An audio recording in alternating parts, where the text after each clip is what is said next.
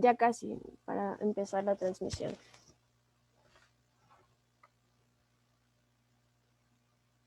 Y me parece que listo, ya estamos en vivo. Entonces, bueno, pues vamos a dar inicio a la primera charla de esta segunda edición del Festival de las Papayas. La charla es la anamnesia lésbica como práctica política ginocéntrica de Ana Prats. Ana Prats es feminista radical lesbiana, periodista por la Universidad Autónoma de Barcelona, traductora, activista y actualmente está cursando el máster en estudios de la diferencia de Duoda. Muchas gracias, Ana, por acompañarnos, por estar aquí y pues vamos a dar inicio.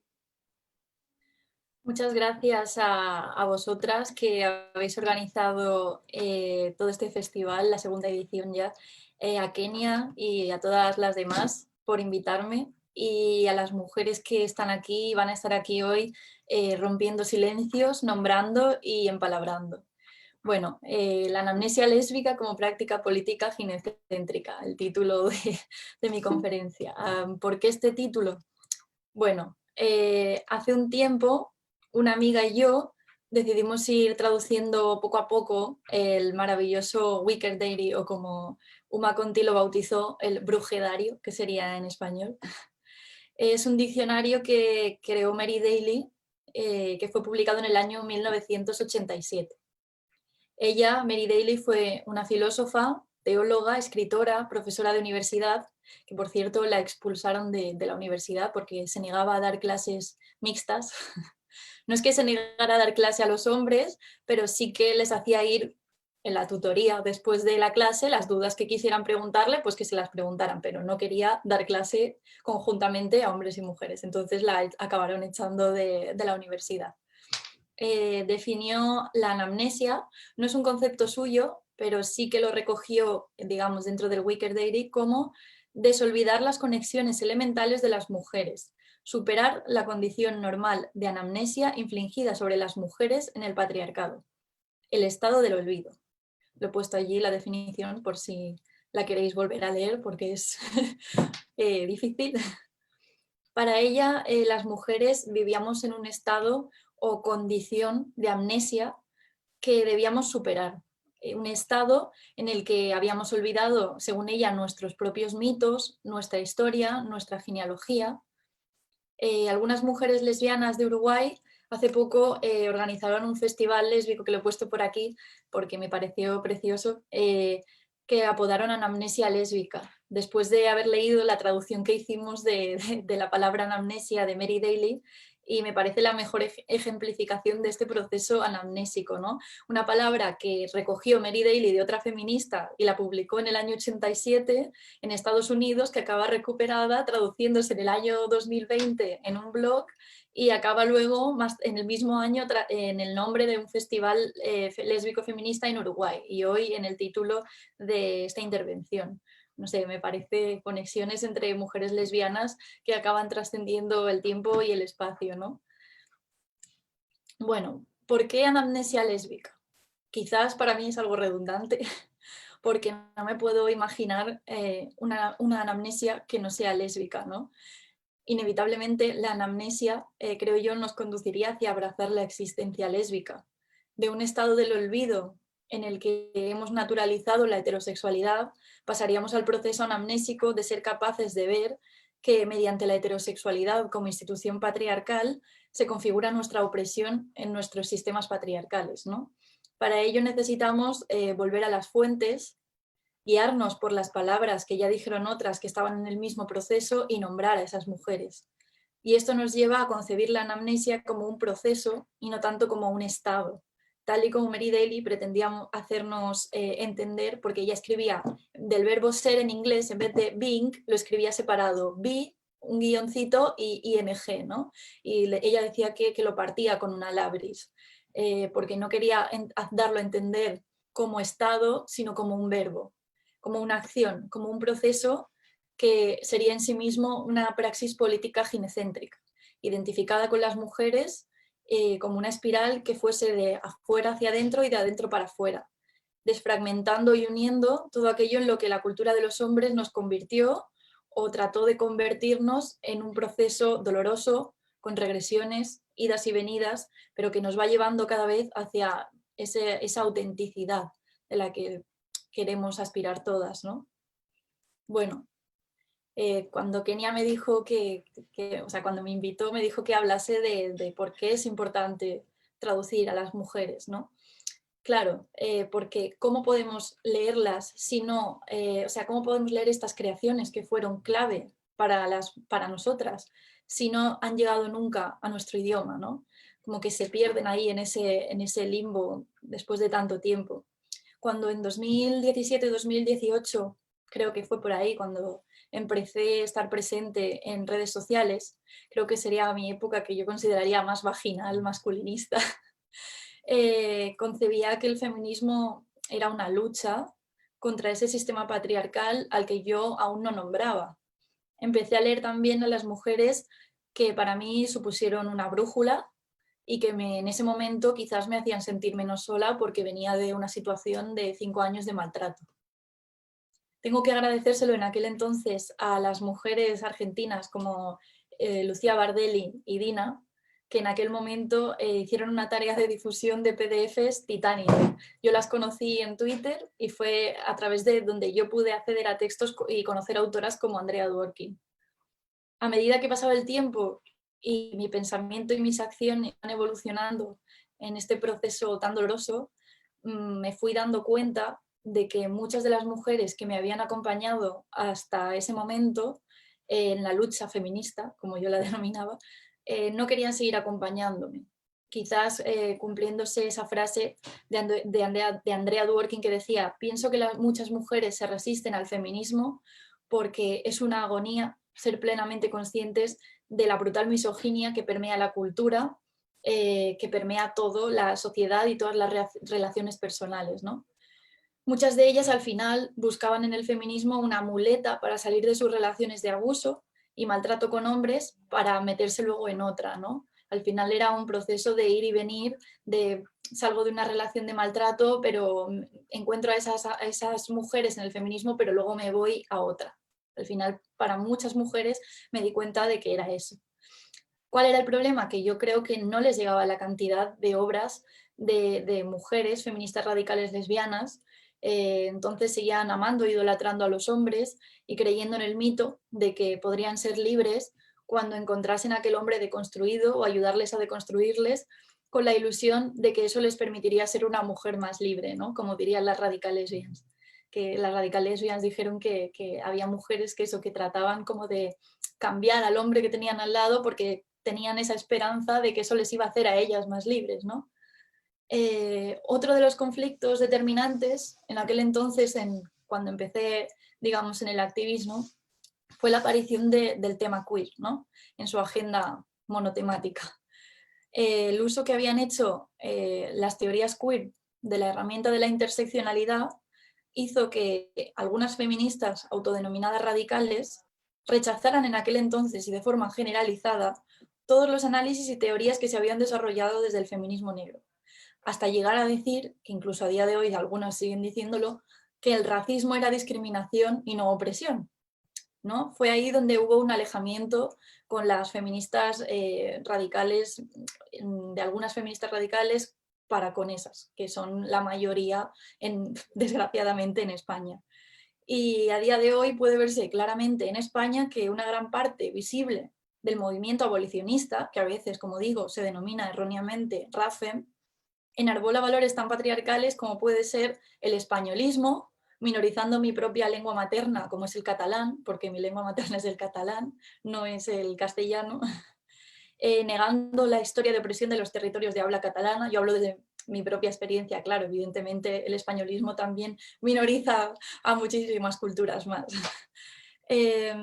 Otros valores que también enarbola es el racismo, diciendo que es una discriminación y no una opresión, que las mujeres racializadas deben tratar el racismo en el movimiento antirracista y no en el feminismo, el colonialismo, porque había mujeres autodenominadas radicales celebrando el Día de la Hispanidad, el clasismo, olvidándose de las mujeres trabajadoras y las cuidadoras, y claramente una lesbomisoginia recalcitrante prácticamente diaria, hasta llegar al punto de que este 25N hubo mujeres que vinieron a decirme que las lesbianas también éramos violentas, ¿no?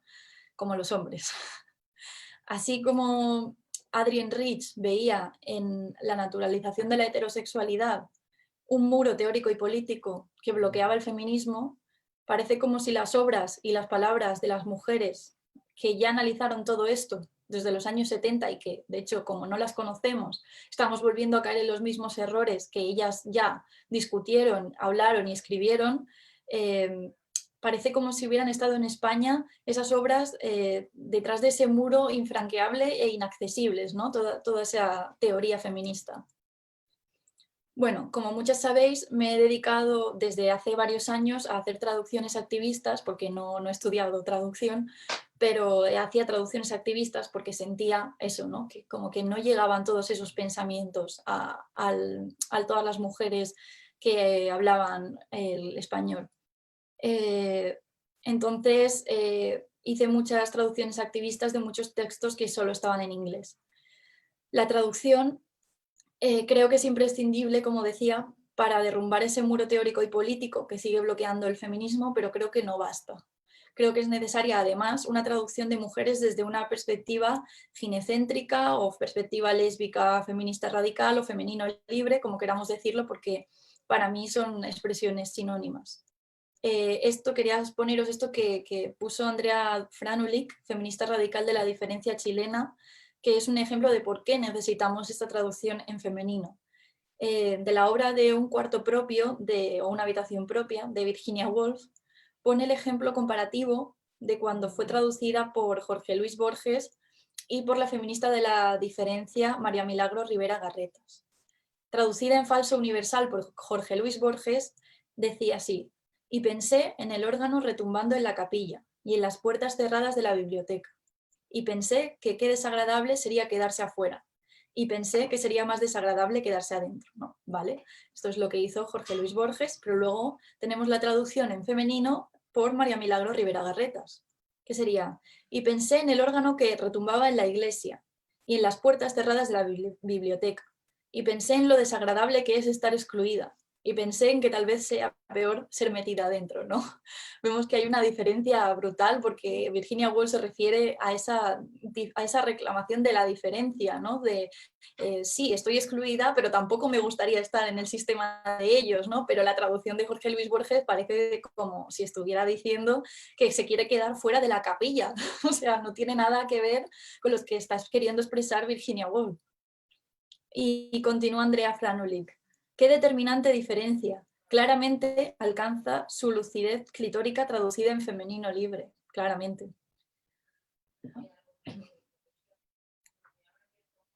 Antes tenía la intuición, pero ahora estoy plenamente convencida de que a día de hoy solo las mujeres podemos traducirnos a nosotras.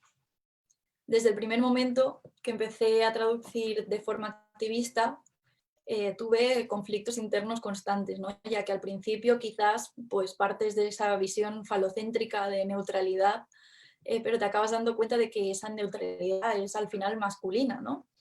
De hecho, como sabéis, la RAE, la Real Academia Española de la Lengua, sigue recomendando a día de hoy utilizar el masculino plural para referirnos tanto a hombres como a mujeres. Sigue fijando desde un punto de vista falocéntrico, limpiando cualquier rastro de disidencia y dando esplendor al viejo orden patriarcal, que no sé si sabéis que la frase de la RAE es fija, limpia y da esplendor. El ejemplo entre la traducción de María Milagro Rivera Garretas y Jorge Luis Borges es paradigmático y por ese motivo te vas dando cuenta a través de la experiencia directa que la traducción y las decisiones que tomas a la hora de traducir de una manera y no de otra son decisiones y posiciones políticas al final. Cuando empezamos con la Brisa Editorial, investigamos varias formas y métodos de traducción feminista. Dimos con que ya había bastante cuerpo teórico feminista de traductoras que proponían diversos métodos, ¿no? En este caso me gustaría mencionar a Olga Castro, traductora feminista, que ha propuesto varias formas. y fue curioso porque nosotras ya habíamos integrado de una manera casi automática muchas de esas formas que luego encontramos que proponían muchas traductoras feministas, ¿no? Una de ellas, que es la más típica, que sería el generalizar o neutralizar. Sería, por ejemplo, decir, en vez de los médicos, decir la profesión médica, ¿no? Aunque yo prefiero lo que se conoce como el desdoble porque implica la visibilización explícita de las mujeres, ¿no? En la Abris, por ejemplo, traducimos en femenino plural y anteponiendo un desdoble de los artículos, es decir, poniendo las/os doctoras o las/os profesoras. O sea, siempre el sustantivo lo ponemos en femenino, plural. Pero también se daba el caso en el que no cuadraba utilizar este método porque la autora hacía referencia, por ejemplo, a algo patriarcal o predominantemente de hombres, como podría ser cuando yo traducía Gender Hearts, Sheila Jeffries hablaba de los sexólogos y médicos del siglo XIX, claro. Entonces no podemos poner las os sexólogas porque estaríamos dando una visión que no es, porque era una cosa predominantemente masculina y patriarcal, ¿no? Así que lo podíamos directamente en masculino o doblábamos también el sustantivo como los/as sexólogos, sexólogas, ¿no? Bueno, me gustaría hablar también un poco de lo que está mal, de qué no hacer. Aquí en España hay una editorial a la que apodaremos, porque no quiero decir nombres, Mercenarios de Pesadillas, que son la muestra de todo lo que está mal en traducción y en edición desde un punto de vista ginecéntrico. Quiero poner algunos ejemplos que he ido encontrando a lo largo de los años y bueno, ya los han compartido algunas veces compañeras en redes sociales, en particular se lo vi a Atenea Acevedo, que lo denunció públicamente. El primer ejemplo es del libro de Nacemos de Mujer, de Adrienne Rich, y es una nota al pie en referencia al título del libro. Dice así: algunas personas pueden sostener con razón que Nacemos de Mujer es un título que excluye a los hombres trans o personas no binarias, que pueden gestar y parir. Hemos decidido mantener el título y uno de los objetivos de esta introducción es poner en contexto el libro que tienes entre manos. La maternidad no pertenece únicamente a la identidad mujer. La institución afecta del mismo modo y con otros muchos matices a las identidades trans. Para analizarla hará falta otro libro y esto es una invitación. Bueno, vemos que de nuevo pues quieren como hacer ver que la autora quizás habría, si viviera ahora, pues haría referencia a, no sé, a hombres y personas no binarias y nada, pues relacionar mujer con identidad y entonces ya la maternidad ya no es de las mujeres. Bueno, esto es una nota al pie en el mismo título del libro, de Nacemos de Mujer. ¿Qué más? El segundo se trata de la introducción del mismo libro, escrita por una mujer que en su biografía de Twitter tiene puesto escritora y librera. Mucho que pensar, poco que decir. Dice mi hijo que me ponga mis pronombres. Pronombres ella la que se queja. Y luego tiene un hashtag #FuckTERFs. O sea, os podéis imaginar qué hace una persona que ni siquiera tiene fuck hombres. Es que directamente #FuckTERFs y está escribiendo una introducción a un libro supuestamente feminista, ¿no? Que tú dices, bueno. Dice, en 2009 me resulta difícil presentar este libro sin ofrecer el claroscuro de su autora. O sea, surrealista que en una misma introducción de una feminista tan maravillosa como fue Adrienne Rich vaya a presentar un supuesto claroscuro. Bueno, veamos el claroscuro. Adrienne Rich, como tantas feministas desde su momento, escribió identificando el ser mujer con el haber sido asignada como mujer al nacer, es decir, en un cuerpo de genitales de hembra. En su lenguaje no hay fisuras y su exploración de la maternidad se ocupa de todo aquello que el patriarcado ha usurpado del cuerpo con capacidad reproductora. Quienes tienen esa capacidad, quienes pueden ser madres, han sido históricamente las personas nacidas y asignadas mujeres. La teoría del género, tal como la conocemos hoy, o la teoría queer, aparecerán más adelante, pero ya en los años 70 existía un movimiento importante de visibilización de las comunidades gays. Ella misma se identificó como lesbiana y transgénero. En su trabajo intelectual, aunque no aparezca rastro concreto en este libro, vertió opiniones fuertes y discriminatorias acerca de las mujeres trans. Queda fuera de los márgenes de Nacemos de Mujer, pero esta autora tan influyente fue colega de discusiones de Mary Daly y Janice Raymond. ambas tristemente recordadas por sus opiniones deshumanizadoras sobre la comunidad trans, especialmente sobre las mujeres. A mí me gustaría meter a Adrienne Rich en la Ouija otra vez y contarle que la institución de la maternidad nos sigue afectando a mujeres en el mundo entero. Hemos avanzado tan poco, pero también a hombres trans y otros cuerpos que no se identifican a sí mismos como mujeres. Contarle que vamos poco a poco usurpando espacios de soberanía, de decisión y de derechos. Así como para las mujeres, para todas aquellas identidades que no se corresponden con lo que su entorno espera en función del cuerpo con el que nacieron. Que estas personas que viven desde entonces hasta hoy con mayor visibilidad y menor marginalidad no solo nos ayudan a desmontar el sistema binario de asignación de roles de acuerdo al cuerpo en el que uno ha nacido, no dice una ha nacido, dice uno, o sea, siendo ella misma mujer. Ya vemos hacia dónde conduce toda esta parafernalia. Además, dinamitan desde dentro todas las instituciones. Pero sobre todo me gustaría contarle que la maternidad no es tan solo de las mujeres en tanto que identidad, aunque por siglos y siglos maternidad ha sido y es expropiación de la capacidad de gestar y crear vida en determinados cuerpos. Eso aún no se ha roto. En el epílogo del libro, Rich, como alguien que nunca se cansó de explorar, cita a Susan Sontag diciendo: existen formas de pensar que no conocemos todavía. Por esta frase quiero creer que nos habría escuchado. Es que me tengo que reír porque es como... Por eso mismo necesitamos que las lesbianas feministas radicales estemos editando libros, estemos traduciendo, estemos hablando, porque luego pasa que se reeditan estos libros tan importantes para nosotras, pero le añaden este tipo de introducciones, le añaden esas notas al pie, ¿y qué pasa? Que al final nos están borrando, nos están tergiversando y están al fin trayendo las nuevas, o sea, dice nuevas formas de pensar, pero las nuevas formas de pensar no son las viejas formas, pero renovadas. O sea, yo apostaría cualquier cosa a que Adrienne Rich jamás hubiese apostado por formas de pensar que no pasaran por un pensamiento identificado con las mujeres y las lesbianas. O sea, imposible. Otros ejemplos también se encuentran en las nuevas ediciones de ensayos de Adrienne Rich, que aquí editaron en España, de otra editorial, donde en su introducción se habla de etnoheterocis patriarcado, que lo ha escrito una mujer que en el año pasado escribió un artículo en Diario 16 diciendo que el abolicionismo de la prostitución era el caballo de Troya del feminismo. O sea, el abolicionismo ahora es el nuevo caballo de Troya del feminismo. Bueno, en la misma editorial de antes también publicó Escupamos sobre Hegel, de Carla Lonzi, ¿no? Y leí que Uma Conti había dicho que habían eliminado una frase del manifiesto en la edición en castellano del libro, ¿no? Y efectivamente te vas al libro en italiano y que pone comunichiamo solo con donne, ¿no? Comunicamos solo con mujeres. Pues te vas al libro en español y ¿qué tenemos? Nada, la frase la han borrado. ¿Por qué? Porque ahora ya no quieren que digamos que comunicamos solo con mujeres, ¿no? De una forma perversa, eliminan las creaciones de mujeres, las modifican a su antojo y esto al final nos devuelve a un estado de amnesia.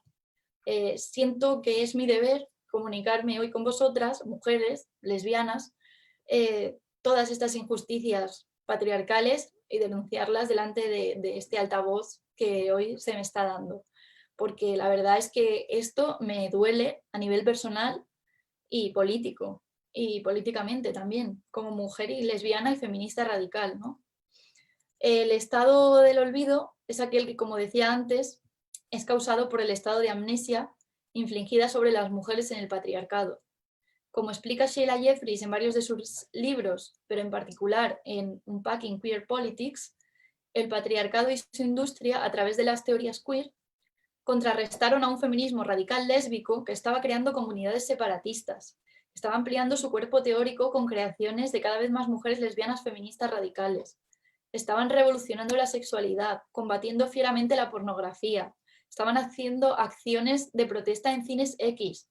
Estaban destrozando sex shops. O sea, ahora, cuando se explica de dónde viene la teoría queer, de dónde surgió, no se dice jamás que surgió durante las sex wars, las guerras del sexo.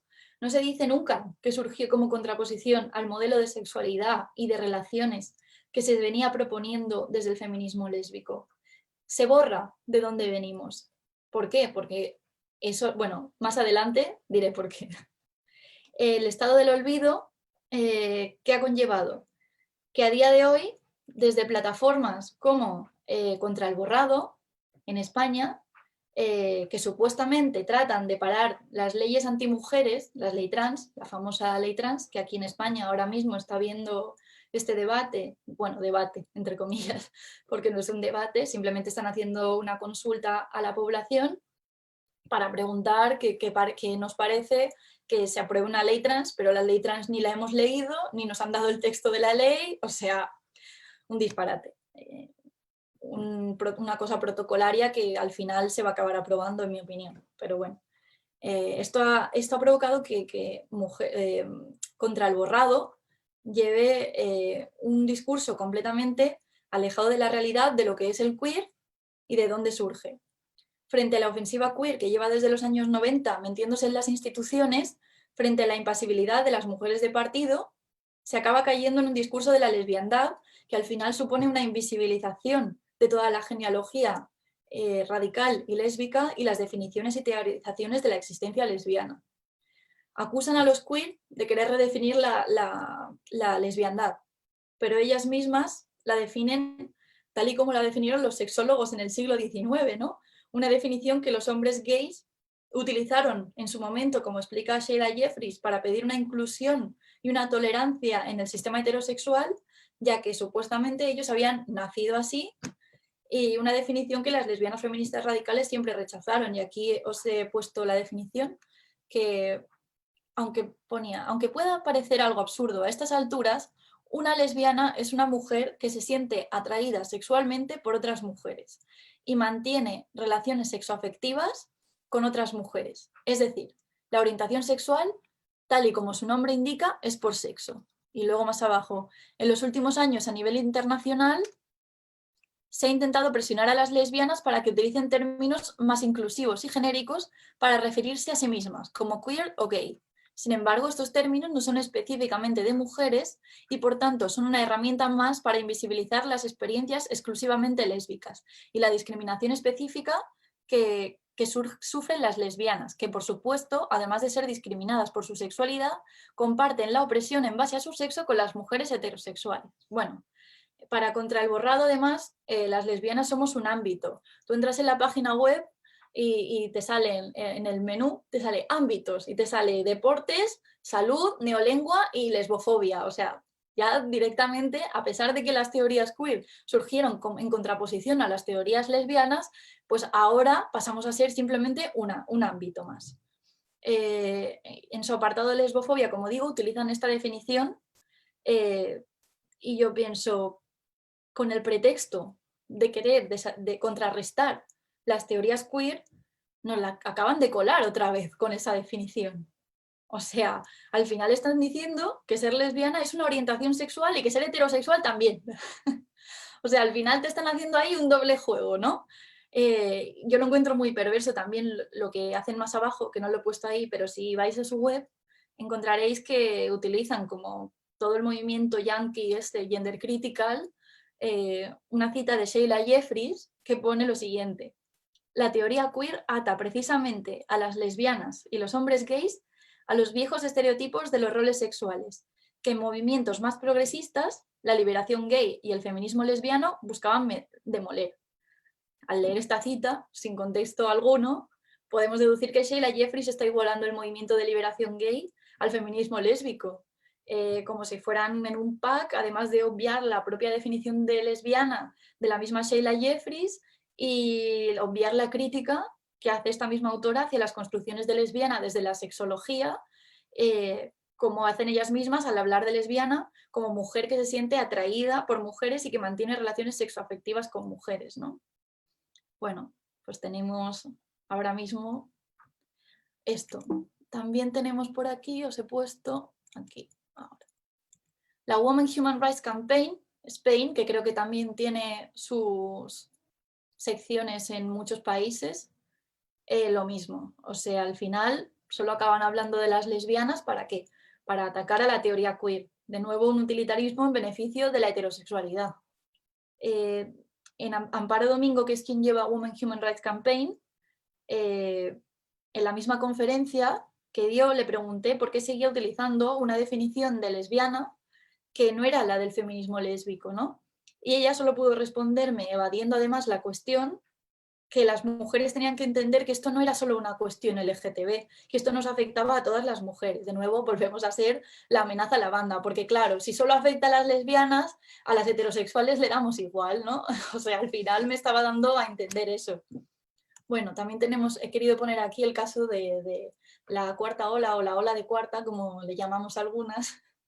¿Qué pasa? Tenemos aquí un utilitarismo de la lesbiandad para apuntalar la heterosexualidad. Mira, he puesto aquí la Semana de la Visibilidad Lésbica. Nos gustaría recordar que las mujeres no tienen pene. Las lesbianas son mujeres que sienten atracción afectivo-sexual hacia otras mujeres, de lo cual se deduce lo siguiente: ninguna lesbiana tiene pene y a ninguna lesbiana le gustan los penes. Ok, lo mismo del gender critical de siempre, pero luego tenemos colexoactivismo. Bueno, decir que los aliados pueden hacer eso, una especie de robot cyberpunk con pene tornillo, no sé qué es eso, pero bueno, activismo heterosexual. Y también he puesto ahí que evidentemente pues el lesbofeminismo mal, porque una vez una lesbiana o lesbofeminista resultó ser una maltratadora psicológica, ¿no? Al final tenemos que solo están utilizando desde este activismo gender critical y heterosexual, están utilizando la lesbiandad para volver a apuntalar la heterosexualidad. Yo creo que esto es algo que las organizaciones, o sea, creo que queda claro que las organizaciones antiqueer a día de hoy, al menos estas en España, también son antilesbianas. O sea, apuntar la heterosexualidad como orientación sexual desde su discurso, ignoran los análisis de las lesbianas desde el feminismo y utilizan a las lesbianas que no tienen una perspectiva feminista de la lesbiandad como tokens, ¿no? En plan, mira, yo tengo una lesbiana que me está dando la razón, por tanto la heterosexualidad es una orientación sexual, ¿no? Y esto es para mí seguir en un estado del olvido. Quería contar también el caso de Kate Millett. Cuando murió, en 2017, los medios de comunicación masivos en España publicaron que era la escritora de Política Sexual. Dijeron un poco más, ¿no? Y os he querido poner algunos de las notas de prensa que escribieron, los obituarios, digamos, de por ejemplo, es de La Vanguardia. En 1961, Millett se trasladó a Japón para impartir clases de inglés durante 2 años. Allí conoció a su marido, el escultor Fumio Yoshimura. Luego, más abajo, ponen, así como quien no quiere la cosa, que se atrevió a definirse como bisexual. Vale. Otro. Aquí me parece mucho más perverso, un segundo, lo voy a poner más pequeño porque tengo la pantalla rota y no lo puedo ver bien. Vale. ¿Lo veis, no? Vale. Aquí en El País, en el diario El País, citan en el propio obituario de la muerte de Kate Millett a Betty Friedan y dicen: Betty Friedan, líder feminista liberal de aquellos años y premio Pulitzer en 1964 por Mística de la Feminidad, la recuerda en su biografía, Mi vida hasta ahora, y dice así: el furor se concentró en un reportaje de portada de la revista Time sobre Kate Millett, que se desacreditó como portavoz del movimiento, porque admitió que era bisexual. Personalmente, a mí me daba igual que lo fuera, eso era cosa suya. De nuevo, tenemos ya lo de lo personal es político, no. Pero odiaba las tácticas de las lesbianas radicales que habían forzado a Kate Millett a confesar públicamente que era bisexual en la reunión de la Universidad de Columbia. De nuevo, se pinta en la propia muerte de Kate Millett para decir: mira qué malas son las lesbianas radicales que han obligado a Kate Millett a decir que era bisexual, ¿no? Y bueno, evidentemente, profesora de inglés en Japón, conoció allí a su marido, el escultor Fumio, ¿no? Vale. Luego tenemos también el de Huffington Post, que dice, otra vez dio clases en Japón, conoció a Fumio, con quien se casó en el 65, participó en los movimientos feministas en los 60 y los 70 en Estados Unidos a favor del aborto y por los derechos laborales. También se convirtió en miembro del comité de la National Organization of Women. Se declaró abiertamente bisexual en una época donde no estaba normalizado. Bueno, ¿qué pasa? Que nosotras sabemos, y muchas lesbianas feministas radicales en su momento lo denunciaron, que Kate Millett llevaba como más de 20 años antes de morirse con con su pareja Sophie Cair. O sea, y se había casado hacía poco, recientemente, con Sophie Cair. Ningún medio de comunicación en España, ninguno, en absoluto, la mencionó. Ninguno dijo que había estado con una mujer durante los últimos 20 años de su vida, ¿no? Bueno, también en 1984, bueno, luego, si vamos también, antes quiero decir que si vamos también a la prensa internacional, vemos ahí las diferencias, ¿no? Porque el New York Times, el día que murió, sí que añadió este párrafo. Dijo, la señora Millett murió mientras estaba de vacaciones con su esposa, Sophie Cair, con quien había tenido una relación de muchos años, se habían casado recientemente. La señora Cair dijo por correo electrónico que la causa había sido un paro cardíaco. Las dos iban a París anualmente para celebrar su cumpleaños. Y agregó que la señora Millett había tenido vínculos desde hacía mucho tiempo con el movimiento de mujeres en Francia, ¿no? O sea, tenemos que en la prensa estadounidense, evidentemente, después de toda la segunda ola feminista, como que está mucho más normalizado, pero tenemos que en España ni se la menciona, ni se dice que era lesbiana, ni se dice que nada, como mucho se dice que es bisexual y evidentemente se nombra al marido de hacía millones de años atrás, ¿no?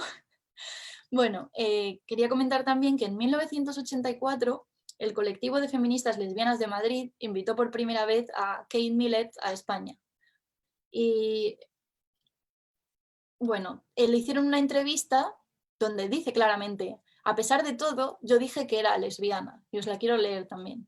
Bueno, aparte también he puesto aquí una de sus exposiciones, porque Kate Millett también era artista, en una de sus exposiciones era de lesbian body, el cuerpo lesbiano, ¿no? O sea, en la entrevista que le hicieron las feministas radicales de lesbianas de Madrid en el 84, dijo, a pesar de todo, yo dije que era lesbiana, sintiéndome muy sola y muy asustada, sabiendo que mi madre lloraría cuando se publicase en los periódicos. Y que mi hermana mayor, la abogada, y muchas más mujeres del barrio opinarían que decir la verdad en este punto no era una buena política, que eso perjudicaba nuestra imagen. Yo sabía todo esto, pero aguanté sola y sentí que estaba saltando desde un acantilado para aterrizar aquí con vosotras 10 años después. Sí, es peligroso decir la verdad, pero es más peligroso no decirla. Y ahora podemos decirla cada vez más mujeres de entre nosotras. Pronto dejará de ser peligroso, pero no es fácil. La familia, el trabajo, los amigos, el piso donde vivimos. El peligro nos rodea por todas partes. Aún en todas partes nuestra existencia es aún clandestina. Menos clandestina. Menos clandestina cuantas más nos proclamemos lesbianas. Cuanta más fuerza, confianza y aceptación gana el movimiento de lesbianas y homosexuales en todo el mundo. Esta aceptación me desconcierta aún, teniendo en cuenta los prejuicios en contra nuestra, pero es vida al menos. Año 1984. Ella vino a Madrid, o sea, repito, y que luego en ningún medio de comunicación español se dijera que era lesbiana. Esto es estado del olvido, como decía, ¿no? Quería poneros también... A ver. Sí, esto también me parecía importante remarcarlo. A ver si puedo moverlo un poco. Sí. Ella habló también en esa entrevista que le hicieron las feministas lesbianas, el colectivo de feministas lesbianas de Madrid, que os quiero leer lo que dijo también en relación al aborto, ¿no? Todo el mundo tuvo que ir trabajando esas ideas. Era un trauma. Las mujeres lesbianas tenían un resentimiento hasta cierto punto, justo porque habían estado durante años consiguiendo abortos para las mujeres heterosexuales, habían pasado años intentando conseguir guarderías para las mujeres heterosexuales y toda su energía se había volcado en asuntos heterosexuales. Pero no se había hecho ningún esfuerzo a favor nuestro. Nada se hacía a favor de los derechos de las lesbianas. No podíamos siquiera hablar de ello. Así que durante 4 años hablamos de ello.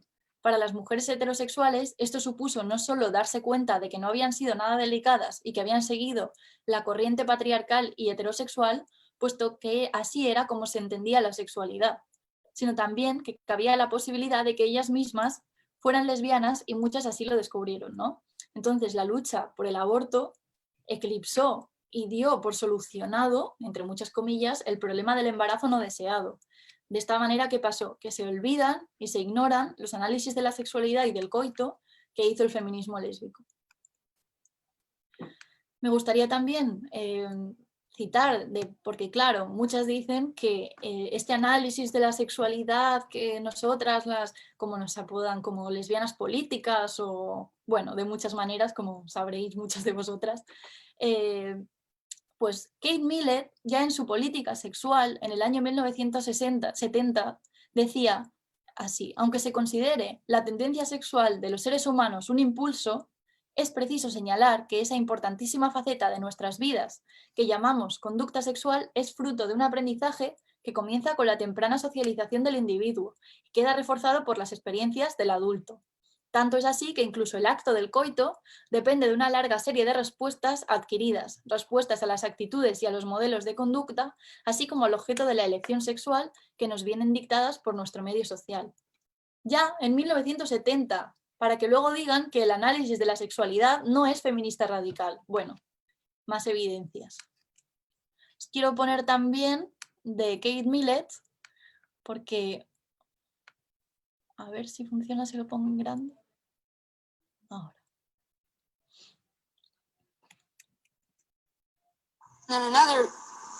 A little bit after that, ¿Se escucha el vídeo? Sí. Vale. a very important thing happened, and that is, and I came out in favor of gay liberation and caused a great stir and so forth. All of which was a tremendous personal trauma for me as well.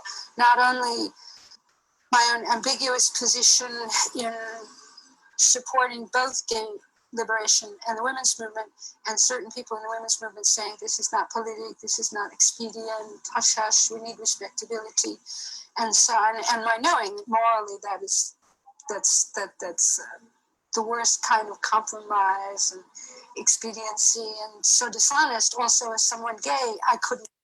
As someone gay, ¿cómo lo traducen? Estas son, ¿quién lo ha traducido? Traductoras abolicionistas. Ella dice, como alguien gay, que es como en Estados Unidos suelen decir lesbiana, porque en Estados Unidos se ha absorbido ese gay, pero lo traducen como bisexual. Atención. Y esto os lo quería poner como ejemplo de que de nuevo se sigue borrando la lesbiandad, incluso cuando se supone que no tendrían que hacerlo, porque supuestamente compañeros abolicionistas son compañeras, ¿no? Son supuestamente abolicionistas también de la heterosexualidad, pero no, siguen traduciendo como bisexual, porque evidentemente la marca que te deja un hombre tiene que recordarse y tenemos que llamarnos bisexuales por ese recuerdo y esa marca por haberte acostado o haber estado con un hombre. Os quería poner también, Vito Virtudes fue una feminista, bueno, es una feminista lesbiana radical de Madrid. Ella cofundó el colectivo Lubis, que era Lesbianas Unidas los Viernes, en los años 80. También fue cofundadora del colectivo de feministas lesbianas de Madrid, cofundadora de la Comisión Pro Derecho al Aborto, de la Comisión de Agresiones, del Lenguaje No Sexista y de la Comisión de Lesbianas. ¿Por qué? Porque luego se dice que o sea, las lesbianas al final nos relegan al LGTB, pero las lesbianas han estado en la lucha por la liberación de las mujeres desde siempre, por conseguir cosas que ni siquiera les afectaban a ellas, como es el aborto. Recordar a una gran mujer para decir que la invisibilidad del lesbianismo es una cosa patente. El año pasado se murió Kate Millett, la gran teórica y que se lee tanto su política sexual. Se murió en París, iba con su mujer. Y en todos los sitios en el Estado español se habló de la gran obra que tenía. Se dijo que estuvo casada con, y nunca se dijo aquí en España que era lesbiana. Se murió con su mujer que vive. El gran homenaje que se le hizo a esa señora, a esa mujer, que todas vivimos y bebemos de ella, nunca se dijo. Y era una mujer que llevaba mucho orgullo ser lesbiana y feminista. Tenemos aquí que ella misma nos lo cuenta, lo he querido poner porque quiero dejar patente que las lesbianas sí lo denunciaron. Bueno, con Virginia Woolf y Andrea Dworkin también hacen lo mismo, ¿no? Aunque Virginia Woolf dijera frases como solo las mujeres despiertan mi imaginación, tuviera una relación con Vita Sackville-West, pero claro, a ella siempre la acaban recordando como la pareja o la esposa de Andrea Dworkin, lo mismo, ¿no? Aunque escribió un texto que se llama Orgullo lésbico, a ella siempre la recuerdan como la mujer de, ¿no?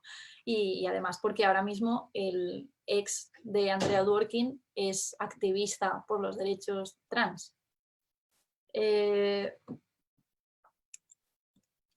También quiero poner aquí un texto que se difundió mucho, parece que fue el año pasado, por Facebook, y decía, voy a leer solo la postdata.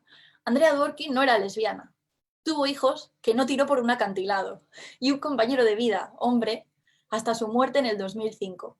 Lo que sí era es teórica. Establecía principios teóricos sobre el feminismo. Hablaba de conceptos generales, hombre, mujer, no de cada uno de los hombres y de las mujeres del planeta, ¿no? Entonces, ¿qué tenemos? Mentira directamente, porque Andrea Dworkin no tuvo hijos. Andrea Dworkin no era heterosexual y su compañero de vida actualmente está tergiversando muchísimos textos de Andrea Dworkin, cogiendo los textos más antiguos diciendo que Andrea Dworkin era, que no era feminista radical, sino que ahora mismo estaría luchando por los derechos de las personas trans, ¿no? Qué bien. Bueno, ¿qué pasa? Que esto al final, ¿qué consigue? Apuntalar la heterosexualidad como innata. También dice más arriba que las lesbianas somos chicas enfadadas con nuestros padres, hermanos o novios que buscan reconforto entre ellas. Sí. Y bueno, la idea de que el patriarcado es un ente indefinido, ¿no? No podemos definir el patriarcado porque, como ahí abajo dice, ella hablaba de conceptos generales, supuestamente. Ella hablaba de hombre y mujer como universales, no de cada uno de los hombres y de las mujeres del planeta, ¿no? Esto es bastante común verlo en el activismo heterosexual. A ver, por eso quería hacer un apunte. El estado del olvido, como en nuestro proceso anamnésico, creo que pasa por nombrar al opresor, ¿no? Y os he querido traer aquí el texto de Gynecology de Mary Daly, que dice así, bueno, si tuviésemos acceso en español a Mary Daly, que no lo tenemos a día de hoy, sabríamos que en Gynecology, publicado ya en los años 70, se dijo que las mujeres continuamos siendo intimidadas por la etiqueta antihombres. La valentía de ser lógica, la valentía de nombrar, requeriría que nos admitiésemos a nosotras mismas que los hombres y solo los hombres son los que originan, planean, controlan y legitiman el patriarcado. El patriarcado es el hogar de los varones, el padre tierra, y los hombres son sus agentes. Ella habla también de un estado de engaño y de inversiones patriarcales. Las inversiones serían uno de los 4 métodos de mistificación de los hombres. La inversión sería, por ejemplo, decir, inversión en inglés es reversal. La inversión sería, por ejemplo, decir que Adán dio luz a Eva y que Zeus dio luz a Atenea, ¿no? Esa sería la típica inversión patriarcal. De la misma manera, no poder nombrar al opresor también sería una inversión patriarcal. Así las feministas, las mujeres, pasamos a ser enemigas, las enemigas, y hasta nos preguntan sarcásticamente, ¿de verdad crees que los hombres son el enemigo? Dice Mary Daly, este engaño o inversión es tan profundo que las mujeres, incluso las feministas, se sienten intimidadas hacia el autoengaño, convirtiéndose en el único grupo oprimido que es incapaz de nombrar a su opresor al autodescribirse, refiriéndose a él con palabras tan vagas como fuerzas, roles, estereotipos, restricciones, actitudes, influencias. La lista podría seguir. Ahora podríamos añadir el sistema, el patriarcado, pero no nombra realmente quiénes son los agentes, ¿no? Solo se nombran abstracciones. El hecho es que vivimos en una sociedad profundamente antimujeres, una civilización, entre comillas lo pone evidentemente, misógina, en la que los hombres colectivamente victimizan a las mujeres, nos atacan como personificaciones de sus propios miedos paranoides como el enemigo. Entonces, Mary Daly dice que permitirse a una misma nombrar estos hechos es cometer actos antigenocidas, que sería lo mismo que yo he venido a traer aquí, que es ese proceso de anamnesis, que es ese salir del estado del olvido al que se nos somete el patriarcado, y eso solo lo podemos hacer volviendo a las fuentes y trayéndolas y haciéndolas disponibles para las mujeres. Bueno, también quería hablar un poco de las políticas bisexuales bueno, uno de los motivos por los que aparecieron las políticas bisexuales, las políticas queer, según Shane Pellan, que la cita Sheila Jeffries en Unpacking Queer Politics, que tampoco está en español, es que en cierto momento las y los bisexuales pidieron que se los incluyera en las comunidades gays y lesbianas. Gays por un lado y lesbianas por otro, ¿no? Claro, ¿qué pasó? Y cito aquí el texto de las políticas bisexuales de Sheila Jeffries.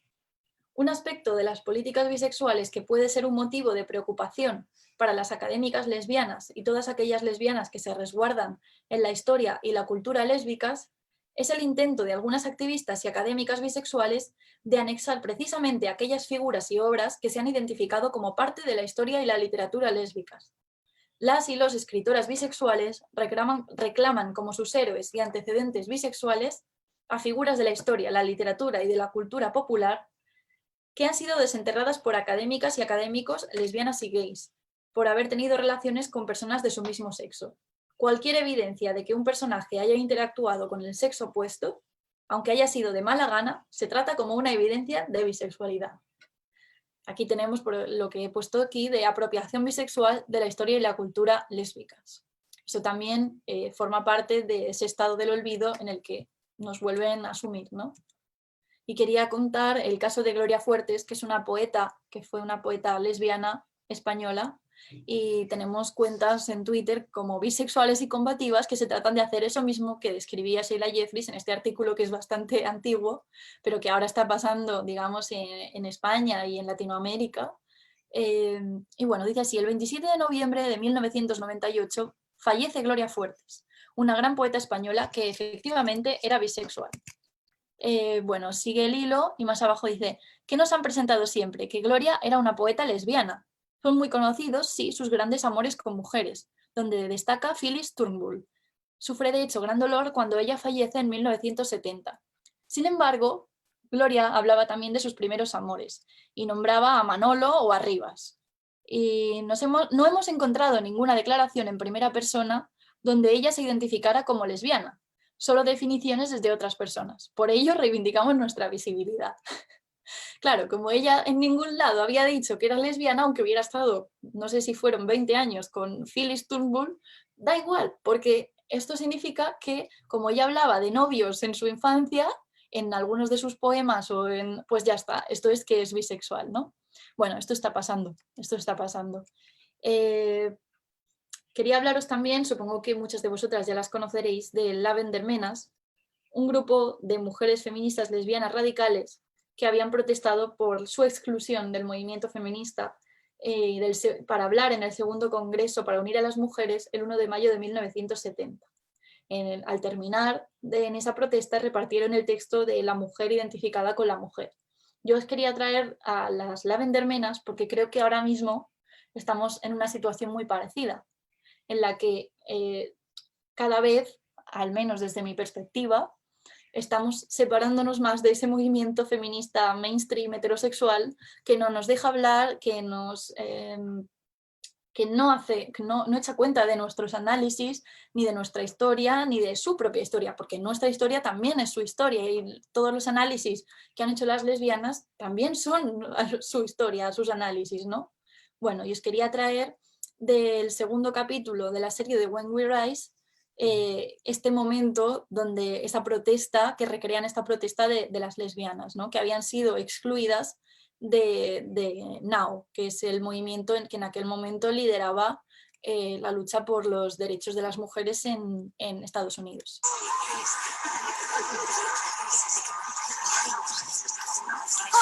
¿Cómo estás? Hola, pronto me alegro de verte. Igualmente. Muy bien, silencio todo el mundo. Esta es Betty Friedan.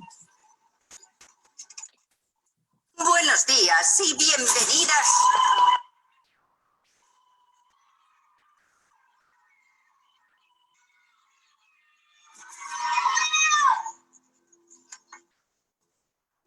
Hermanas, estamos hartas de estar en el armario por el movimiento de la mujer. Orden en la sala. No tenéis voz aquí. No somos una amenaza.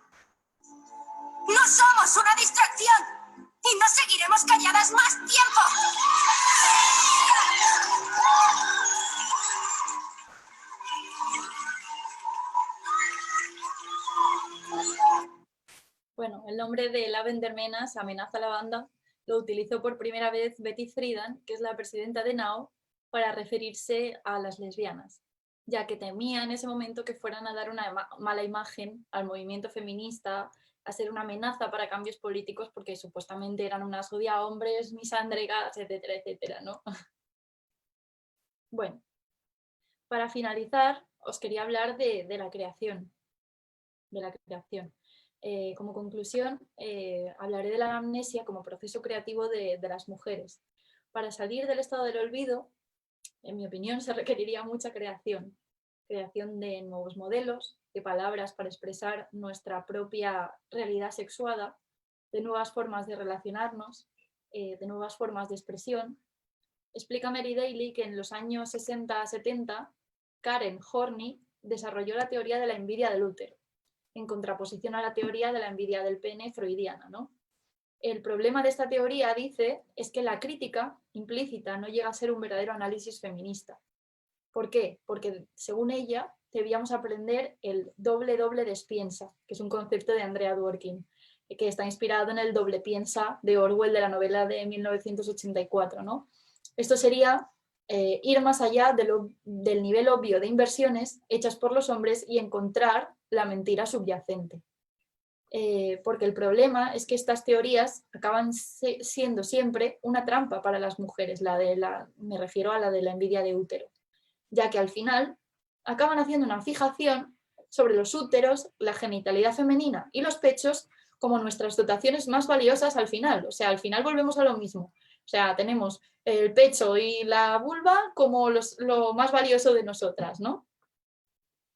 Bueno, entonces no solamente el menosprecio, sino que también la glorificación de los órganos procreadores de las mujeres son expresión de la fijación y el fetichismo masculino. De esta forma estaríamos reaccionando con un mero fetichismo derivativo en lugar de burlarnos de esas fijaciones y centrarnos en el objeto, entre comillas, real de la envidia masculina, que es la energía creativa femenina en todas sus dimensiones.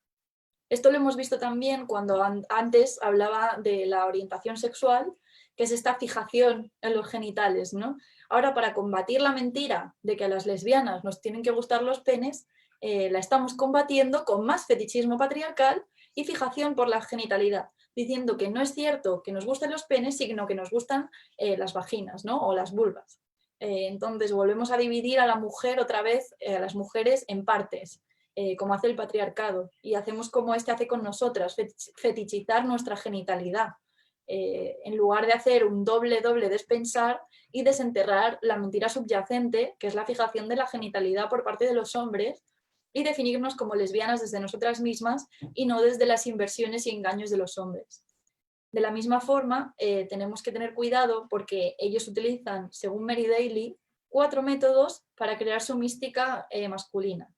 Debemos tener en cuenta, creo, estos 4 métodos para no caer en ellos y darnos cuenta cuando nos la están colando, como decía antes, ¿no? El primero sería, ella dice el borrado de las mujeres, pero se refiere al borrado de la historia de las mujeres por parte del historio. Como por ejemplo, y ella pone el ejemplo del borrado de la masacre de millones de mujeres que se las quemaron por brujas, ya me entendéis, médicas, parteras, cualquier mujer que tuviese ciertos conocimientos médicos o de cualquier tipo, que se ha borrado completamente en la bibliografía patriarcal. El segundo sería la inversión, que ya le he explicado antes, que sería esto de decir Eva surgió de Adán, ¿no? En lugar de decir, no, Adán evidentemente tuvo que salir de una mujer, ¿no? Que tenemos también la falsa polarización. Ella la explica como que los hombres definen el feminismo en los medios de comunicación y lo enfrentan y lo oponen al sexismo. Es decir, sería como, feminismo no, es que hay que luchar contra el sexismo. Yo lo veo también ahora, como ahora por ejemplo sería, no, estas radicales lesbianas no, hay que luchar por la igualdad, ¿no? Sería como esta falsa polarización. Y finalmente estaría el divide y vencerás, en el que hay mujeres token, dice ella, que son entrenadas desde el patriarcado para destruir a las feministas. Sería como utilizar a las mujeres, el patriarcado, algunas, para que les den la razón, plan, mira, lo dice una mujer, no lo digo yo. para acabar con el discurso feminista. Y para finalizar diré que como Daily apoyo que debemos cometer todas el crimen del metodicidio, de acabar con las metodologías de todas las disciplinas patriarcales, ya que creo que es la única forma de dejar fluir nuestra energía creativa y en oposición a la metodolatría, que dice ella, de las disciplinas patriarcales, que matan el pensamiento creativo. Cometamos metodicidio y celebremos lúdicamente el éxtasis de construir entre nosotras. Muchas gracias. Muchas gracias, Ana. La verdad es que creo que hay bastantes puntos para reflexionar. El primero es cuál es el papel de la traducción en un sentido totalmente político y feminista, lésbico. ¿Cuál es el papel de las traductoras? Y después, ¿cuáles son las implicaciones de estos discursos, ¿no? Y en el caso específico en el que te evocas, por ejemplo, sobre cómo se conciben a estas mujeres que son parte de nuestra genealogía, que son referentes para ir creando caminos, para ir creando conocimientos y se borra toda esta potencialidad creadora y se les encasilla en estos márgenes creados por la civilización patriarcal, y aquí venimos de nuevo a conversar sobre qué significa nuestros afectos, cómo podemos politizar nuestra sexualidad, ¿no? Desde este paradigma patriarcal, entonces, cuando una tiene una relación sexoafectiva con un hombre, esto la deja marcada de por vida, ¿no? Entonces es inamovible, a pesar de que, como ya lo han dicho un montón de feministas, Sheila Jeffrey, Adrienne Rich, la heterosexualidad es una institución, eso es una institución que además se impone a las mujeres. Entonces, cuando las mujeres rechazamos esta imposición, nos conectamos y creamos afinidad con otras mujeres, toda esta potencialidad revolucionaria, creadora, se borra y entonces no sirve porque estuviste con un hombre y entonces todas las publicaciones, exacto, todas las traducciones van a decir eso. Vamos a dar paso a las preguntas. Digo, yo estoy bien emocionada y puedo seguir hablando. No sé, ¿alguna de ustedes quiere hacer un comentario o una pregunta?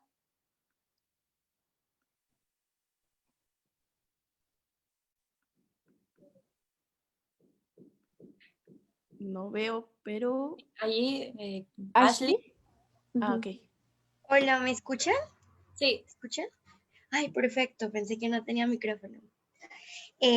Ana, yo tenía una pregunta y es, bueno, yo estudio periodismo y siempre he visto cómo hay una necesidad abrupta del mundo de estar clarificando y estar diciendo no generalicen y desligar al varón de su responsabilidad en la construcción del patriarcado. Entonces, te iba a preguntar, ¿cómo combatir eso? ¿Cómo desde nosotras podemos, no solo como periodistas, sino como también como mujeres, cómo combatir esta necesidad que ya se vuelve algo muy normalizado? Claro, es que yo pienso que si lo pensamos desde cómo hacerlo desde el patriarcado, creo que es bastante imposible, porque nos lo dejan, o sea, no tenemos herramientas para hacerlo. Yo creo que solo se puede hacer concibiéndonos desde fuera, ¿no? Y diciendo este análisis que hicieron ya las feministas radicales en los 70 de hablar de clases o castas sexuales. No, clases no lo veo como clases porque de una clase, por ejemplo, de la clase trabajadora o de la clase dominante te puedes salir, pero tú no puedes salirte de tu propio sexo, ¿no? Entonces, creo que la forma de explicarlo sería ir por ahí, ir por somos castas sexuales, el género es una jerarquía, hay que hacer entender y como decía Mary Daly, hay que nombrar, porque es que de verdad que somos el único grupo oprimido que no podemos nombrar al opresor. Porque tú, o sea, yo veo cada día a los comunistas, a los hombres, diciendo, los burgueses y no sé, pero nosotras no se nos permite nombrar. Desde el periodismo de masas lo veo imposible directamente, porque yo por tener este discurso y por dar la cara, a mí yo sé perfectamente, ahora tengo 25 años, sé perfectamente que no me van a contratar en ningún medio de comunicación de masas, porque van a buscar en Google mi nombre y les va a aparecer, bueno, de transfoba, TERF, misándrica, odia a hombres, evidentemente todas esas etiquetas que nos atribuyen solo por decir que estamos oprimidas por los hombres, ¿no?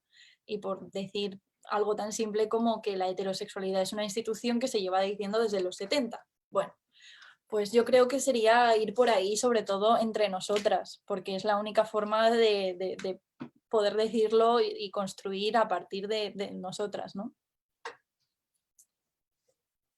Y algo como nota, esto de, se celebra mucho el Día Internacional contra la Violencia hacia las Mujeres, los 16 días de activismo en contra de la violencia hacia las mujeres, pero no se nombra quién ejerce esa violencia, ¿no? Y son hombres. Sí, sí, justo el otro día compartí en mis redes sociales una viñeta que había hecho en la revista de Duoda, que decía la viñeta algo así como todo el día se habla de la violencia contra las mujeres. Sí, porque al final es un pretexto para no hablar de la violencia de los hombres. Porque al final hay que hablar de la violencia de ellos, porque si no, simplemente nos definimos en base a la violencia que ellos nos cometen, son sus miserias, no las nuestras. Hay una pregunta en el chat que dice, Ana, me gustaría saber qué consideras que podemos hacer las mujeres bisexuales, entre comillas, para alinearnos con las lesbianas cuando aún no somos lesbianas, sin caer en políticas bisexuales. Claro, es que yo no concibo la bisexualidad como un estado, tampoco concibo la lesbiandad como un estado, lo concibo como cuando, o sea, tampoco concibo el ser feminista como un estado, como soy feminista, no, yo actúo de forma feminista, ¿no? O sea, al final si nos seguimos concibiendo en base a identidades o en base a orientaciones que no sabemos muy bien dónde se sitúan, si en el cerebro o dónde, ¿no? Porque nunca nos lo dicen, al final acabamos cayendo, ¿no? en ese identitarismo, pero en realidad tú estás actuando o no en base a algo. Tú cuando actúas con la lesbiandad, cuando te posicionas lesbiana, al final estás llevando, digamos, a la práctica, porque no hay diferencia entre teoría y práctica. Eso de separar la teoría y la práctica es algo masculinista, no existe esa diferencia. Cuando tú piensas realmente que hay que priorizar a las mujeres y que las pones en el centro, te estás poniendo a ti misma también en el centro y eso para mí ya es un acto lésbico. El primero es ponerse a ti en el centro, aprender a amarse a una misma y cuando una aprende a amarse a una misma, de paso también aprende a amar a las otras mujeres y a irse quitando toda esa misoginia, toda esa competitividad entre mujeres, etcétera, etcétera. A mí es que sinceramente no, o sea, no sé cómo qué se puede hacer, porque a mí simplemente a través de ese anteponerme a mí misma y al resto de mujeres, no, o sea, los hombres quedan fuera de todo eso, ¿no? Al final como que me sobra, me basta y me llena el solo anteponer a las mujeres, porque al final relacionándote con ellos estás en la heterosexualidad de nuevo, en esa institución, volviendo una y otra vez, ¿no? Entonces yo creo que cuando una hace todo ese proceso de reconstrucción, de recomponer, digamos, todos los pedacitos que nos han fragmentado el patriarcado, una se pone en el centro y una pone a las otras en el centro.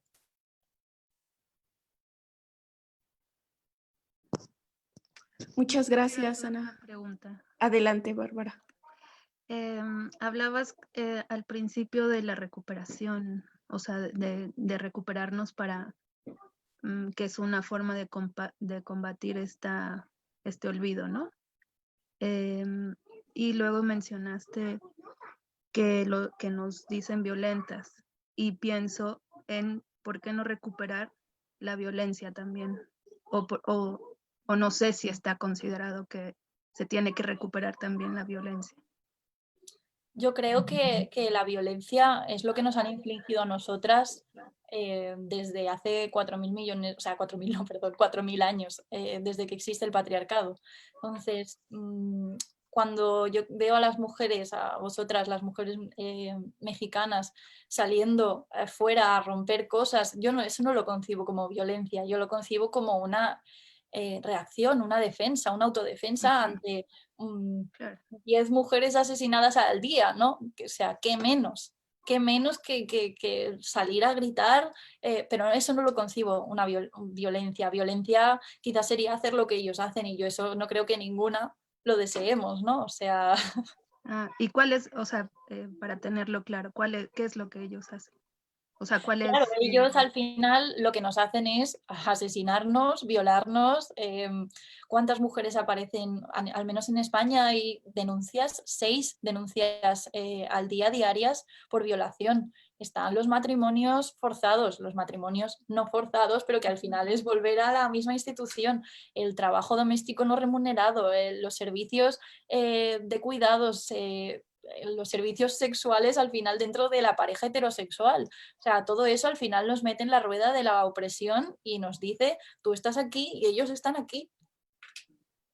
O sea, al acto en sí, por ejemplo, romper, quemar, eso no es violencia, no es... Para mí violencia respuesta. sería contra las personas, contra las ok. cosas no lo concibo tampoco. Ok. Sí, ¿no? Y hay que tener en claro que para que se tengan relaciones de violencia debe de existir relaciones históricas de opresión, ¿no? La violencia no nace entre iguales, pues en estos términos de concebir la violencia como un ejercicio de poder histórico sobre el cuerpo de las mujeres que además se ha impuesto. Esto no quiere decir que entre nosotras no encarnemos este tipo de prácticas, pero también existen feministas que analizan y proponen entenderlo como la hostilidad horizontal o analizar la envidia, pero no tiene absolutamente nada que ver con violencia en términos de ejecución de hombres hacia mujeres, ¿no? Ese es el paradigma de la diferencia sexual, pues. Claro.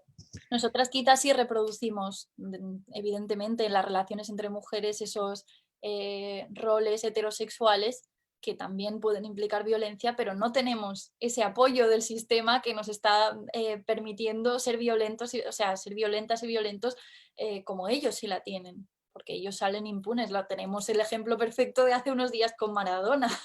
O sea, él ha hecho de todo, pero cuando un hombre que ha hecho de todo se muere, da igual, porque al final, ¿qué mensaje nos están transmitiendo? Que aunque ellos sean violentos, se van a ir, se les va a llorar y van a seguir impunes a toda esa violencia que han generado.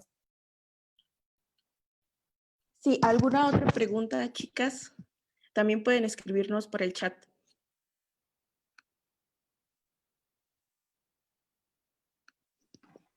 Isaen. Sí. Bueno, Ana, pues gracias. De verdad tu charla estuvo bastante buena y pues yo me quedo como con la duda de esta parte que decías de de las metodologías, o sea, como qué sugerencias podrías hacer para nada más, o sea, para otras áreas, por ejemplo, como, o sea, yo estudié psicología, ¿no? Como tal vez en la psicología o en otras áreas puede ser como de la salud o en general, ¿no? ¿Qué sugerencias puedes como dar para poder combatir estas metodologías patriarcales? Yo ahora mismo no te lo sé decir exactamente, pero hay un libro que se llama Ecofeminismo, que es de María Mies y de Vandana Shiva, y en ellas, en un artículo de María Mies, ella misma propone un método feminista que es contrario a los métodos patriarcales que se utilizan en ciencias sociales. Y este método básicamente se basa en saber que cuando tú estás haciendo una investigación, por ejemplo, de ciencias sociales, tú lo estás haciendo con una perspectiva de servir a la liberación de las mujeres, ¿no? Porque los métodos que se hacen o los estudios que se hacen a nivel social quizás no tienen nada que ver con la liberación de las mujeres o incluso algunos pueden ir en contra de nuestra liberación, ¿no? Entonces, lo que ellas proponen sería eso, métodos que te incluyan a ti, que te hagan no solo observadora, pasiva, sino incluirte dentro de esa investigación y tomar parte, ¿no? Gracias. También hay otra pregunta en el chat de Daphne. ¿Cuál es la palabra que usa Mary Daly? La misma. Ok. ¿Algún otro comentario? ¿Pregunta?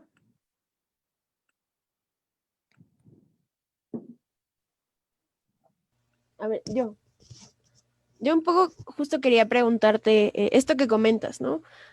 Claramente si vas a buscar trabajo a un medio masivo, googlean tu nombre y pues te tachan, ¿no? Pues te excluyen de esto. Y más bien, ¿cómo has tú lidiado con esta como exclusión, ¿no? Porque el posicionarnos pues desde una postura radical tiene consecuencias, ¿no? Y porque es incómodo además. Y también como el aceptar como, pues yo sí odio a los hombres, ¿no? O sea, como, y no me importa que lo sepan, ¿no? Entonces, más bien esto, como cómo tú has lidiado o sí, con cuáles han sido tus estrategias, ¿no? Pues para manejar todo esto.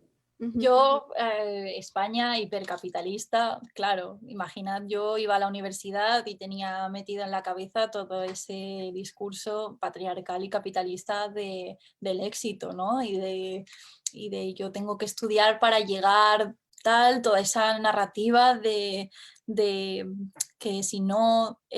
o sea, si no llegas a eso no tienes ningún valor en la sociedad patriarcal capitalista, ¿no? Entonces, pues claro, yo estudié periodismo, aunque bueno, también quería estudiar filosofía, pero al final acabé estudiando periodismo. Y cuando yo salí de la carrera, evidentemente, pues tenía perspectivas de meterme en un medio de comunicación, hacer investigaciones, etcétera, etcétera, claro. Pero a la vez yo estaba empezando a formarme en el feminismo radical y lésbico y me encontraba en una situación de si digo esto voy a tener problemas, si digo esto voy a... Y al final ha llegado la situación de que claramente no me van a contratar en ningún sitio, pero claro, esto al final la única opción que me deja o que nos deja muchas de las que estamos igual dando la cara es crear nuestros propios medios de comunicación o nuestras propias editoriales y al final esto solo te deja a que intentes una economía circular, por ejemplo, entre mujeres, nuestras propias redes, ¿no? Es muy difícil, pero yo creo que es a lo que debemos aspirar.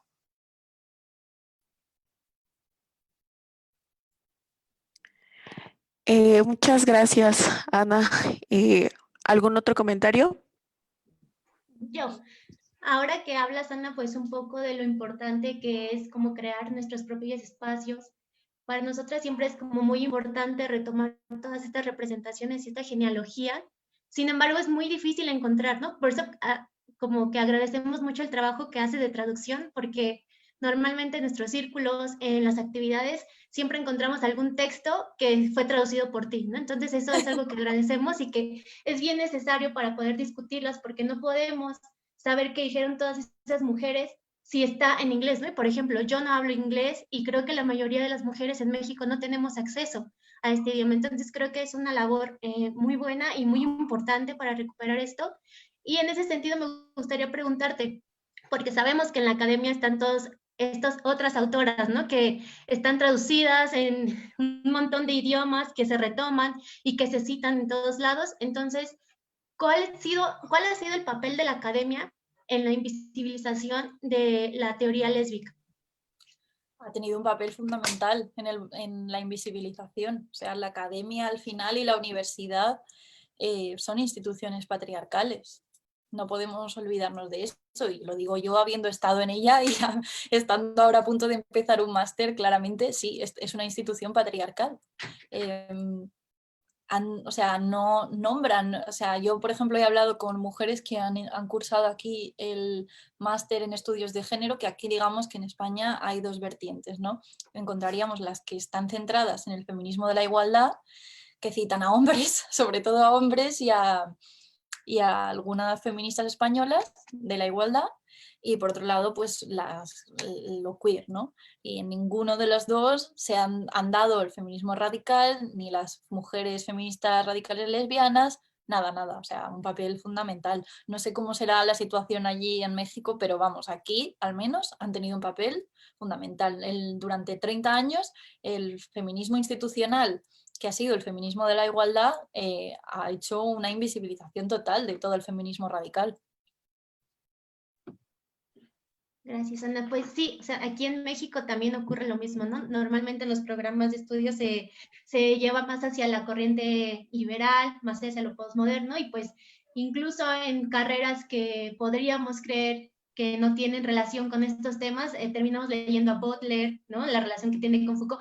Entonces creo que esto que dices es muy importante, y para nosotras también parte de crear estos espacios y de sacarlos de la academia es eso, ¿no? Apostar por escuchar a estas mujeres que han sido invisibilizadas, pero muchas veces está la barrera del idioma. Entonces creo que como traductora es una labor bien importante, y que también agradecemos, pues como te decía, casi siempre encontramos traducciones tuyas, y pues gracias igual por estar acá.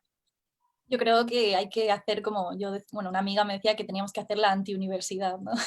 Porque allí no vamos a encontrar nada que vaya en la vía de nuestra liberación. Gracias. Así es. Y Marcela tiene una pregunta. ¿Cómo podríamos pensar la asexualidad? La asexualidad, mira, justamente estuve el año pasado en unas conferencias en Londres de feminismo radical, y hubo una chica que no recuerdo el nombre, pero desde allí pues dio una charla que me abrió bastante la mente y me dio a entender la asexualidad desde una manera súper distinta, porque claro, muchas mujeres se declaran asexuales. ¿Qué pasa?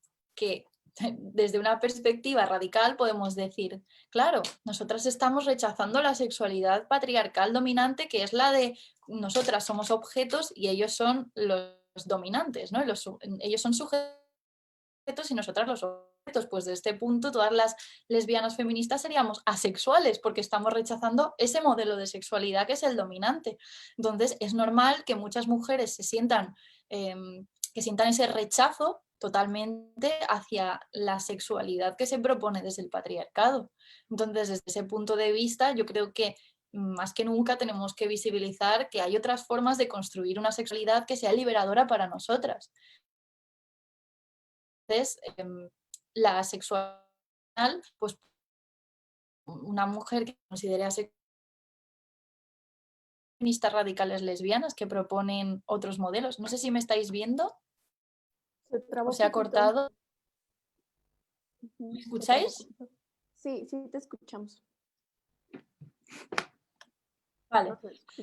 Pues eso, la sexualidad la podríamos pensar desde esta perspectiva radical, que sería como de un rechazo a la sexualidad dominante, y que existen otras formas de sexualidad que nosotras podemos construir como lesbianas. Y hay otra pregunta. ¿Por qué hablas a partir de los 70 que la institucionalización de la heterosexualidad desde los 70, de Susana?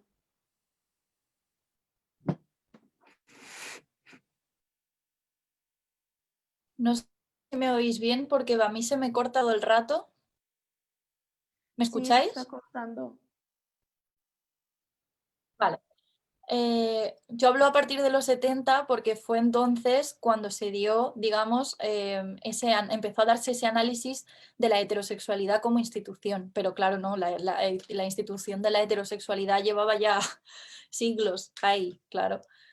Pero sí que desde esos años 70 en Estados Unidos, no me gusta hablar de olas porque me parece bastante colonialista, pero sí que a partir de los 70 empezó a haber ese análisis de la sexualidad. ¿Hay alguna otra pregunta? ¿Comentario? Sí, yo. Ay, pues muchas gracias.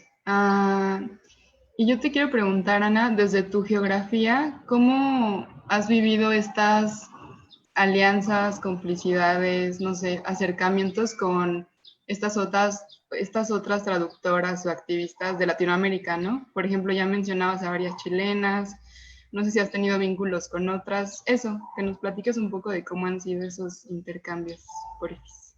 Pues justo de Mary Daly, por ejemplo, hay traductoras como Uma Conti, que me parece que vive en Uruguay, que por ejemplo ella pues ha traducido a un montón de palabras y a lo mejor pues me parecen como súper inspirador, ¿no? Porque Mary Daly inventa palabras, entonces es muy difícil de traducir y creo que es fundamental la cooperación entre feministas que hayan leído muchísimo a Mary Daly, por ponerte un ejemplo, para poder traducirla. Y sí que he hablado, muchas veces le he consultado cosas a traductoras de feministas, porque yo creo que es así como tenemos que hacerlo cuando somos traductoras activistas, porque yo no he estudiado traducción, claro.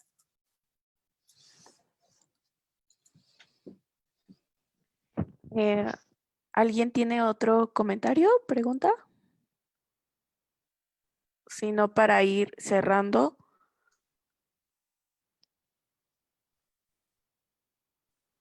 Creo que no, ¿verdad? Porque estoy viendo y no.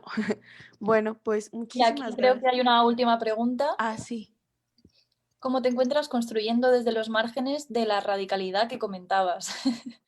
Pues sola, se está muy sola y a la vez muy acompañada, porque aunque haya mujeres que estemos, digamos, construyendo en esos fronteras o márgenes, sí que es verdad que hay mucha, o sea, nos entendemos a pesar de que haya distancia a nivel de, hay un océano por en medio, pero también hay mujeres aquí que lo están haciendo, que sí, pero sí que es verdad que a nivel de si te centras en el resto del mundo, sí que te sientes bastante sola, que te crees que estás loca, porque, bueno, no paran también de repetirlo, claramente, incomprendida, pero al final el acompañamiento con todas estas mujeres que pensamos de forma parecida, pues te hace ver que realmente no estamos locas, que realmente hay una base en lo que decimos y nos hace que podamos continuar. Sin ellas no podríamos.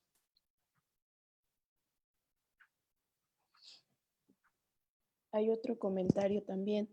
Para mí como pedagoga, promotora y mediadora de lectura es necesario difundir la palabra de las mujeres feministas radicales lesbianas. Justamente ellas me han permitido generar procesos para pensarnos como mujeres desde otro lugar de enunciación. Me parece necesario pensar y contribuir en la anemesia lésbica y el papel de las traducciones. Para ti, Ana, ¿desde qué ámbitos es necesario seguir construyendo procesos para nombrarse y estar expresada? Yo creo que es un proceso que podemos hacer de todos los ámbitos. Desde el ámbito en el que estemos podemos construir. Yo creo que cada una desde donde pueda y desde como pueda, porque no todas tenemos el mismo contexto ni las mismas posibilidades.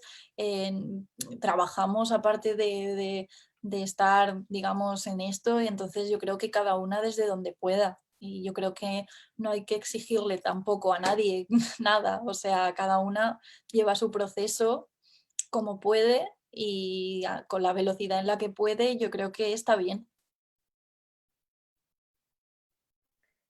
Hay otra pregunta también que nos hicieron desde fuera. Sheila, ¿la quieres? Jenny, más bien. Sí, la hicieron en Facebook. Entonces preguntan, Ana, que hace rato que hablabas con acabar como con la metodología del patriarcado, que si podrías dar algún ejemplo de cómo hacerlo. Sí, justo he explicado antes que María Mies hace hace ella misma un método, está en el libro de Ecofeminismo de María Mies y Vandana Shiva, que es una mujer que me parece que es física y es india, y la otra chica, María Mies, es alemana. Y bueno, ella en ese libro pues hace un método que sería, a mí me parece que es metodicidio, porque va contra todos los métodos de ciencias sociales que se proponen desde el patriarcado, ¿no? Y sería como lo que he dicho antes de involucrarnos, de que al final esa investigación sea para contribuir a la liberación de las mujeres, ¿no?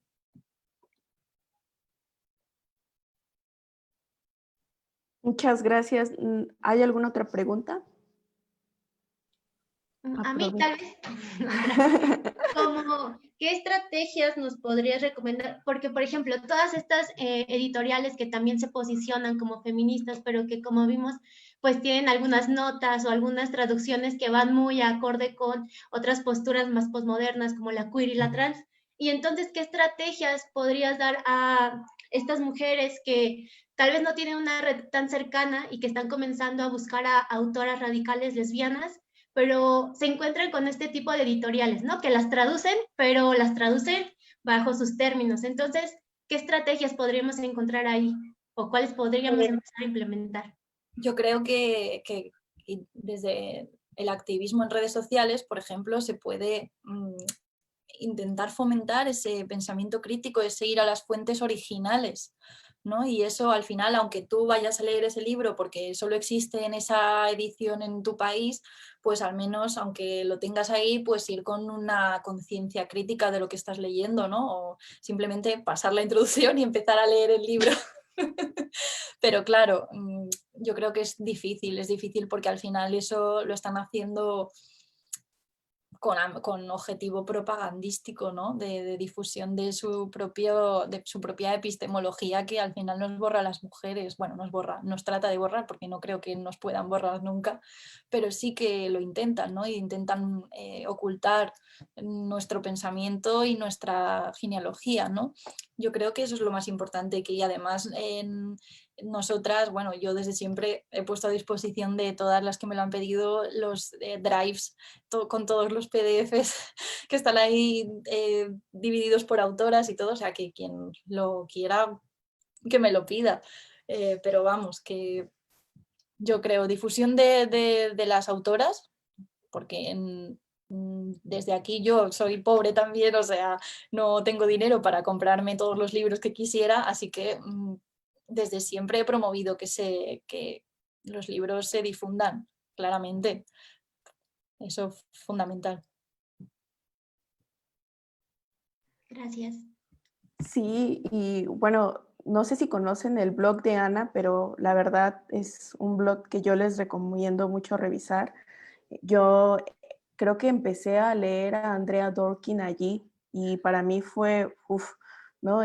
Sobre todo empezar a contemplar las propuestas que ella hace sobre la genealogía y la historia de las mujeres, que ha sido excluida de estos grandes relatos masculinos. También tiene un montón de Sheila Jeffries sobre el análisis que hace de la transexualidad, que no se lee en otro lado.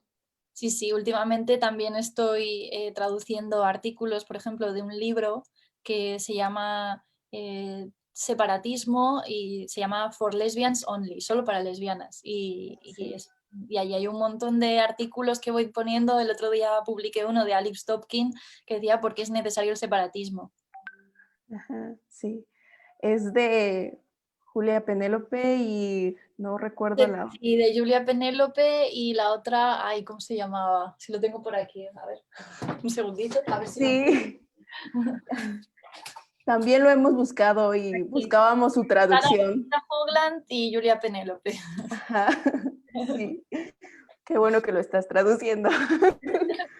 Sí, busco los artículos así que más puedan aportarnos. También intento que tengan que ver con el momento actual, ¿no? En plan, bueno, lee y a ver si nos enteramos realmente de lo que está pasando, ¿no?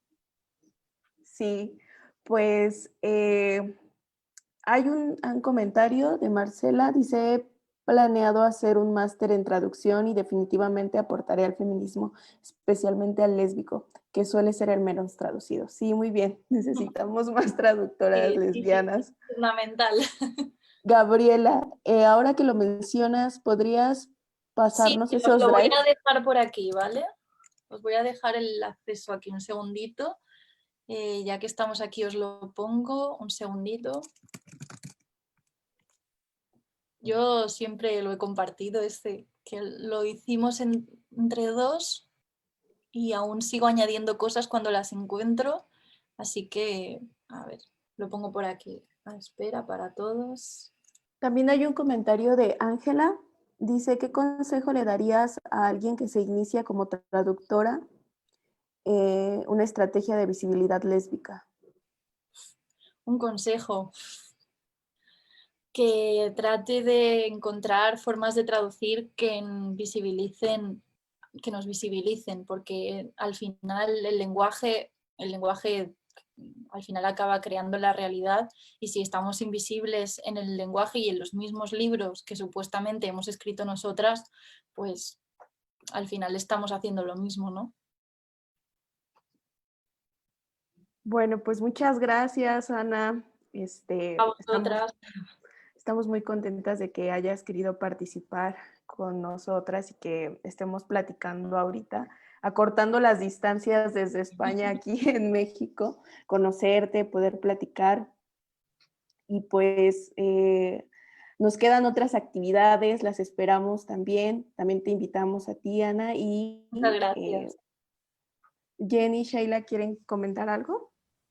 Pues solo, la siguiente charla es a las 12 y es con Laura Cruz, el discurso patriarcal sobre el lesboerotismo. Entonces, pues ahí nos estaremos viendo. Esta charla no va a ser transmitida en vivo, pero pues para las que se inscribieron, ahí nos vemos. Y muchas gracias, Ana. A vosotras, de verdad, estoy muy contenta de haber estado aquí bueno, espero escuchar a las demás, que también será muy interesante y creo que aportará para todas muchísimo. Yo también igual quiero agradecerte y de nuevo como igual la invitación es para todas, ¿no? Por ejemplo, Ana tiene su proyecto de traducción y ahora su editorial, y creo que también la invitación es a que sigamos escribiendo, que sigamos creando, que sigamos compartiendo los textos. Creo que, por ejemplo, ya nos pasó el Drive, podemos pasarlo a otras mujeres. Entonces, pues igual muchas gracias por tu proyecto, por platicarnos de él, y la invitación igual es para todas, ¿no? Conocer otros proyectos que nos ayuden a compartir con otras. A vosotras, un abrazo enorme. Abrazos. Muchas gracias.